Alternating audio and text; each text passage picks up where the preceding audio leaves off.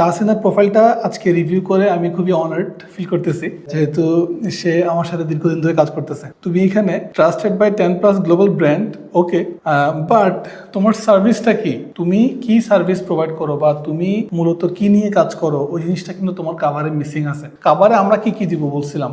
আমরা বলছি হচ্ছে আমাদের সার্ভিস, আমাদের টার্গেট ক্লায়েন্ট এবং আমাদের কি প্রবলেম আমরা সলভ করতেছি ওইটা। তো ট্রাস্টেড বাই 10 গ্লোবাল ব্র্যান্ড, ওরা কারা? এই গ্লোবাল ব্র্যান্ডগুলো কারা? এটা কি কোনো স্পেসিফিক ইন্ডাস্ট্রিতে তুমি হেল্প করতেছো? কোনো সফটওয়্যার কোম্পানিকে তুমি হেল্প করতেছো? কাদেরকে তুমি হেল্প করতেছো? ওরা কারা? ওদেরকে একটু মেনশন করো, সো দ্যাট মানুষ আরেকজন যিনি বুঝতে পারবেন, যিনি তোমার প্রোফাইলে আসবেন, তিনি কিন্তু অটোমেটিক্যালি বুঝতে পারবেন যে হ্যাঁ, ও হচ্ছে কি এই ইন্ডাস্ট্রির জন্য কাজ করছে। এর পাশাপাশি তুমি কি সার্ভিস প্রোভাইড করো? তুমি কি সফটওয়্যার ইঞ্জিনিয়ারিং সার্ভিস প্রোভাইড করো নাকি ওয়েব ডেভেলপমেন্ট প্রোভাইড করো? ওয়েব ডেভেলপমেন্ট হলে তুমি কোন ক্যাটাগরির প্রোডাক্ট নিয়ে কাজ করো, কোন ক্যাটাগরির ল্যাঙ্গুয়েজ নিয়ে কাজ করো, ঠিক আছে?